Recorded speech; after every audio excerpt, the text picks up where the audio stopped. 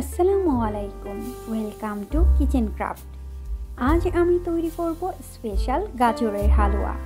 যে কোনো অনুষ্ঠানে কিংবা স্পেশাল দিনে প্রিয়জনের জন্য বানিয়ে নিতে পারেন মজাদার এই রেসিপিটি। আশা করি আপনাদের ভালো লাগবে।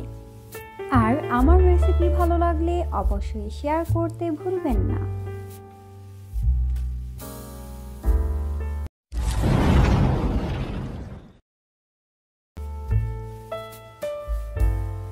মজাদার গাজরের হালুয়া তৈরির জন্য প্রথমেই একটি প্যানে নিয়ে নিচ্ছি ঘি 1 টেবিল চামচ।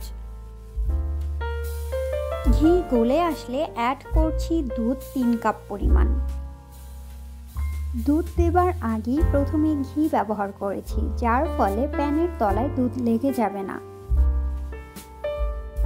অ্যাড করছি গাজর কুচি 1 কাপ পরিমাণ। হালকা মিশিয়ে নিচ্ছি। অ্যাড করছি সাদা এলাচ 2টি, চাইলে এলাচ গুঁড়োও ব্যবহার করতে পারেন। এখন ঢাকনা দিয়ে ঢেকে গাজর সিদ্ধ হয়ে আসা পর্যন্ত অপেক্ষা করব। যেহেতু এখানে আমি গাজর সিদ্ধ করার জন্য দুধ ব্যবহার করছি, সেক্ষেত্রে দুধ বলকে উপরে উঠে আসবে, তখন ঢাকনা উঠিয়ে আবার ঢেকে রাখতে হবে। দুধ প্রায় শুকিয়ে এসেছে, এখন চেক করে নিব গাজর সিদ্ধ হয়েছে কিনা।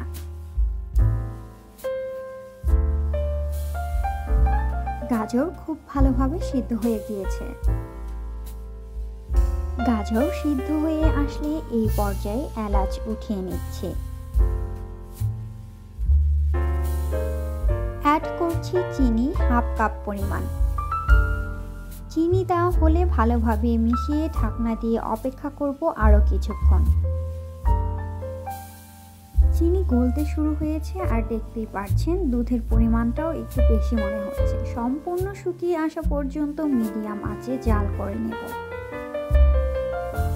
দেখতেই পাচ্ছেন দুধ প্রায় শুকিয়ে এসেছে।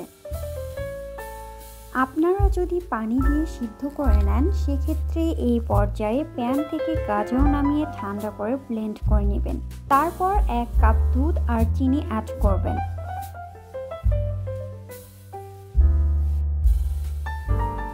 দুধ প্রায় শুকিয়ে এসেছে। এখন চুলার আঁচ অল্পতে রেখে হালুয়া পাশের চুলায় রেখে দিচ্ছি।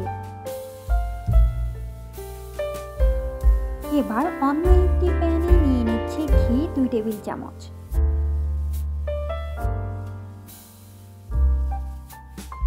ঘি গলে আসলে অ্যাড করছি কিছু কাঠবাদাম, কাজু বাদাম আর কিশমিশ।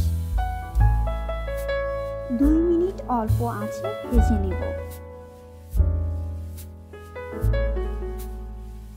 ভাজা হলে অ্যাড করছি গাজরের হালুয়া। খুব ভালোভাবে মিশিয়ে অপেক্ষা করব আরও কিছুক্ষণ।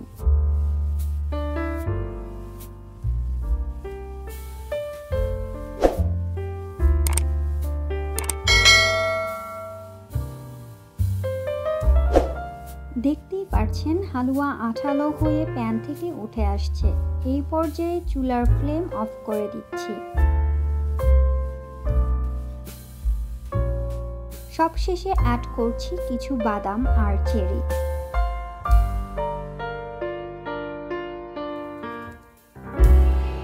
দারুণ মজার গাজরের হালুয়া তৈরি। এখন পরিবেশনের পালা।